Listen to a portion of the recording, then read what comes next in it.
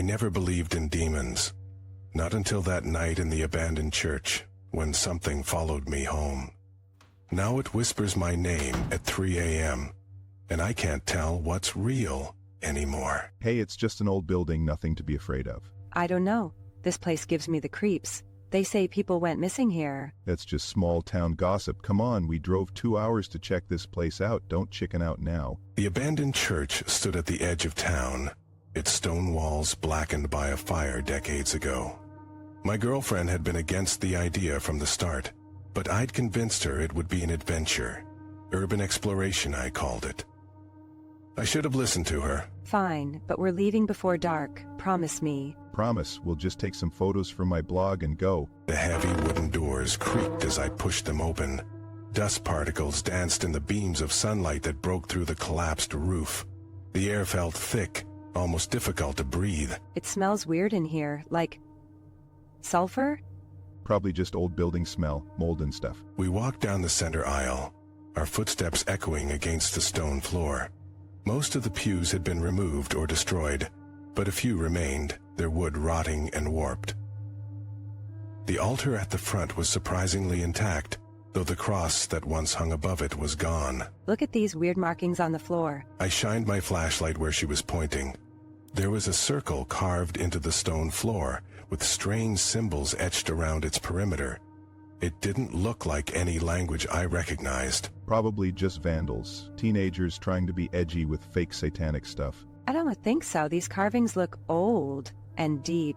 She was right. The grooves were worn smooth, as if they'd been there for decades. I knelt down to take a closer look, running my fingers along the strange symbols. Don't touch it. But it was too late. As my fingers traced the final symbol, I felt a jolt of electricity shoot up my arm. The air around us suddenly grew colder, and the sunlight seemed to dim. Did you feel that? The temperature just dropped. It's an old stone building, probably just a draft. But I knew it wasn't a draft. Something had changed when I touched those symbols. I could feel it, like a presence watching us from the shadows. I think we should go. Now. We just got here, let me at least take some photos of that weird altar. I approached the altar, camera in hand. That's when I noticed a small wooden box tucked underneath. It was ornately carved, with the same symbols that were on the floor. Don't open that. Seriously, let's just leave. I should have listened, but curiosity got the better of me.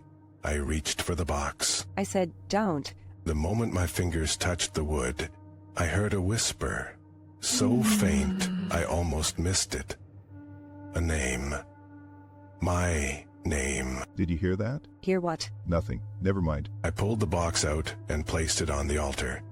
The lock was broken, making it easy to open.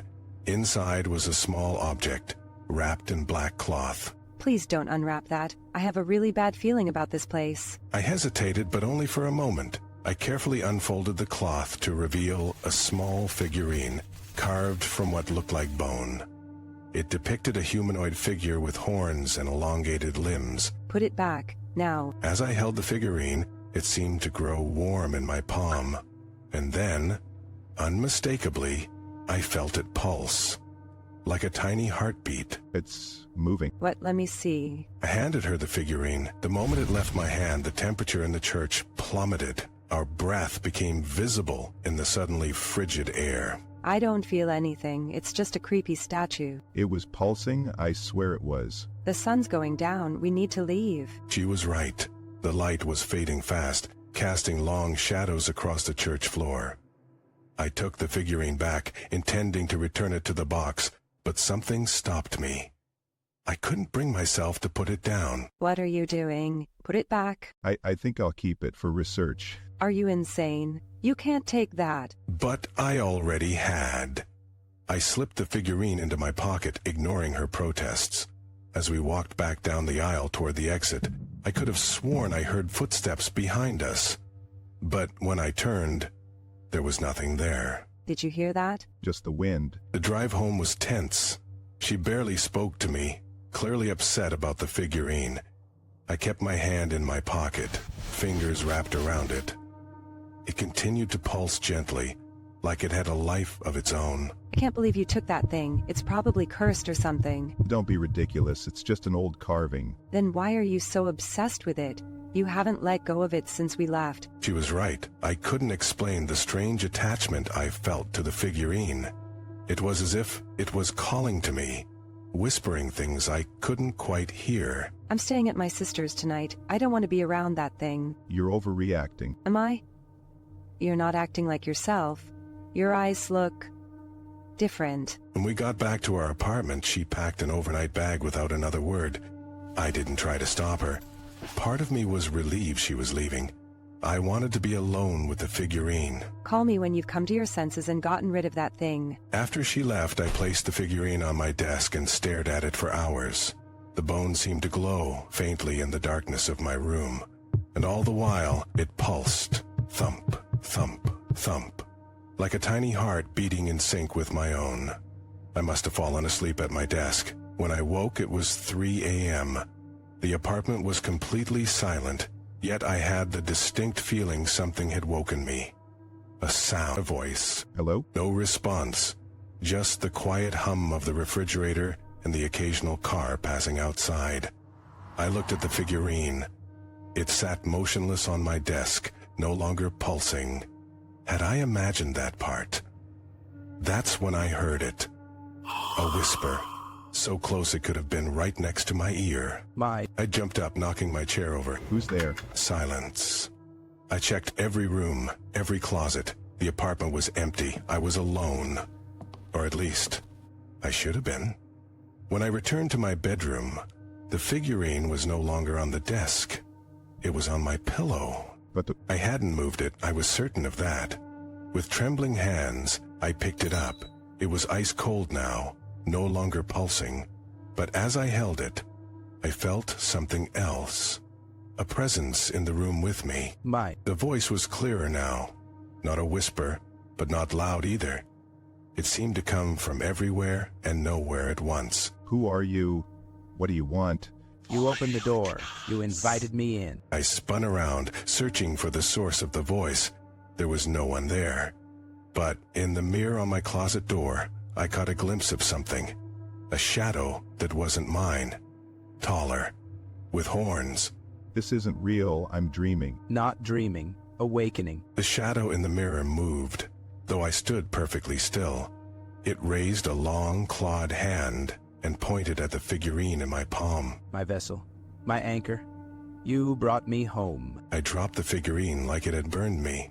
It clattered to the floor, but didn't break. Leave me alone. Too late, you opened the door. I ran from the room, slamming the door behind me. I spent the rest of the night on the couch, lights on, too terrified to go back to my bedroom. When morning finally came, I convinced myself it had all been a nightmare. Sleep paralysis, maybe. I've been reading too many horror stories. I called my girlfriend, apologizing for my strange behavior. I promised her I'd return the figurine to the church that weekend. She agreed to come home. You really scared me yesterday. You weren't yourself. I know, I'm sorry, I think that place just got to me. Where's the figurine now? In my room, I haven't touched it since last night. But when we went to my bedroom to get it, the figurine wasn't on the floor where I'd dropped it. It was back on the desk, standing upright. I thought you said you left it on the floor. I did. Then how did it get on the desk? I had no answer for her. She looked at me with concern, then approached the desk and picked up the figurine. It's just a carving. See? Nothing supernatural about it. But as she held it, I saw something that made my blood run cold. In the mirror behind her, her shadow had horns. Put it down. Now, What's wrong? your shadow, look at your shadow. She turned to look at the mirror, but by then her shadow was normal again. There's nothing wrong with my shadow. You're scaring me again. That night, I woke at exactly 3 a.m. again. The bedroom was pitch black, but I could feel something watching me. My girlfriend slept peacefully beside me, unaware. She doesn't see me, only you can see me, because you invited me in. The voice was right next to my ear. I wanted to scream, to wake her up, but I couldn't move, couldn't speak. I'm getting stronger. Soon I won't need the vessel anymore. Soon, I'll have yours. I felt cold fingers trace my cheek, invisible, but undeniably there. Your soul is mine. You gave it freely when you took what was mine. When I could finally move again, I turned on the lamp. The figurine was on the nightstand, though I was certain we'd left it in a drawer in the living room. Turn off the light. It's the middle of the night. The figurine, it's here. What? She sat up, rubbing her eyes. When she saw the figurine, her face went pale. How did it get in here? I put it in the drawer myself. We need to get rid of it. Now. We drove back to the church that night, the figurine wrapped in a cloth in my pocket. It felt heavier than before, and colder. The whole drive, I could hear it whispering. Though my girlfriend heard nothing. You can't send me back. I'm already part of you. The church looked even more ominous at night. Our flashlights barely penetrated the darkness as we made our way down the aisle to the altar. Let's just put it back in the box and leave. I need to do something else first. I took out the figurine and placed it on the altar. Then I pulled out the hammer I'd brought. What are you doing? Destroying it. Are you sure that's a good idea? Before she could stop me, I brought the hammer down on the figurine with all my strength. It shattered into dozens of pieces, bone fragments scattering across the altar. The voice was no longer a whisper. It was a roar that shook the very foundations of the church. The temperature plummeted, and the air filled with the smell of sulfur. What was that? Did you hear that? So she had heard it too. This was real. All of it. You've freed me, no longer bound to bone and blood. Now I take what's mine. A shadow rose from the shattered remains of the figurine. Tall, horned, with limbs too long and fingers like knives. It wasn't solid, more like a tear in reality. A hole in the world, shaped like a man. Oh my God, oh my God. She could see it too. The demon was fully manifest now, no longer visible. Only to me. A soul freely given cannot be taken back. But I am generous. I will take hers instead. The shadow moved toward my girlfriend with impossible speed. She screamed as it enveloped her, her body convulsing as if in the grip of a seizure. No, take me. It was me who took the figurine. Too late, the choice is made. Her scream stopped abruptly. She stood perfectly still, her back to me. When she turned around, her eyes were solid black. Thank you for the vessel. It's been so long since I've worn flesh. But it wasn't her voice. It was the demon's voice, coming from her mouth. Give her back? She's gone. This body is mine now, as payment for what you stole. The thing wearing my girlfriend's face smiled, revealing teeth that seemed too sharp, too numerous. Don't worry. I'll visit you every night at 3 a.m. just to remind you of what you've done. It walked past me, out of the church. I tried to follow, to stop it somehow, but my legs wouldn't move. I was frozen in place until long after it had disappeared into the night. That was 3 weeks ago. I've reported her missing, but the police found nothing. They suspect me, of course. How could they not? I was the last person seen with her.